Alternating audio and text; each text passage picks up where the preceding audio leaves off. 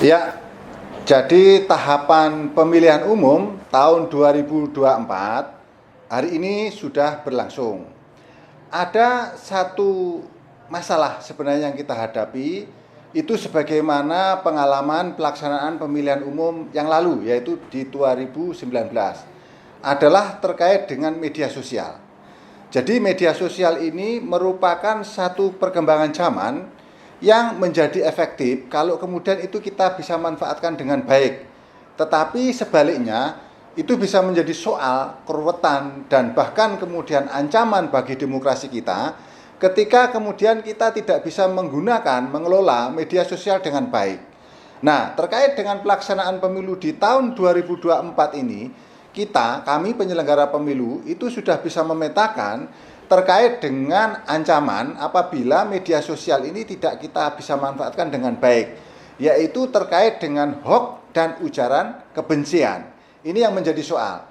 Nah, oleh sebab itu, jajaran pengawas pemilu hari ini berkomitmen ya, ketika Kementerian Komunikasi itu ada soal ketika kemudian akan men-take down terkait dengan hoax dan ujaran kebencian ini, maka langkah cepat dari penyelenggara pemilu yang harus dilakukan adalah terkait dengan munculnya hoax dan ujaran kebencian dalam proses penyelenggaraan pemilu di 2024 dalam setiap tahapan, itu kemudian dilakukan dengan cara melawan, yaitu melawan itu memberikan informasi yang seimbang, memberikan informasi yang sepadan, memberikan informasi yang sesungguhnya terkait dengan isu hoax atau ujaran kebencian yang ada di platform media sosial. Jadi oleh sebab itu Bawaslu Provinsi Jawa Tengah itu menyampaikan atau memberikan instruksi informasi kepada kawan-kawan kabupaten kota dan seluruh jajarannya agar kemudian menggunakan semua platform media sosial itu dengan cara menyajikan data yang benar, ya, menyajikan data yang benar dan kemudian diupload di semua platform media sosial yang dimiliki, sehingga upaya-upaya hoax dan ujaran kebencian terkait dengan pelaksanaan pemilihan umum tahun 2024 itu bisa kemudian kita atasi atau kemudian bisa kita lawan. Itu yang pertama. Kemudian yang kedua, masih menjadi PR di kita juga, itu dalam pemilu tahun 2024, sebagaimana pengalaman di pemilu tahun 2019, itu adalah terkait dengan politik identitas.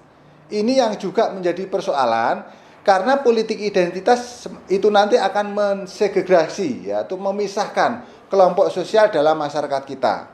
Nah, oleh sebab itu, sama dengan hoax dan ujaran kebencian, maka yang harus dilakukan oleh kawan-kawan Bawaslu Kabupaten Kota dan seluruh jajaran termasuk kami yang di provinsi adalah melawan itu dengan cara mengupload di semua platform media sosial terkait dengan berita-berita yang benar, kalau itu kemudian ada politik identitas yang akan dikembangkan oleh peserta atau kontestan pemilu di tahun 2024. Kemudian masih terkait dengan politik identitas, penting untuk kemudian jajaran pengawas pemilu itu berkoordinasi dengan forum-forum ya yang ada di kabupaten kota yang sering kita sebut dengan forum kerukunan umat beragama.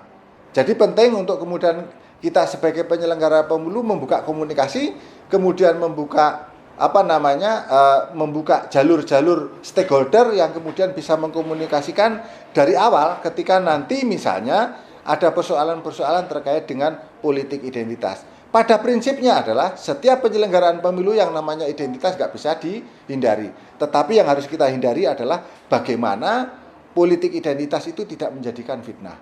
Saya kira itu dan ini menjadikan perhatian kita bersama dan mudah-mudahan pemilu 2024 menjadi pemilu yang berkualitas dan semangat untuk kita semua.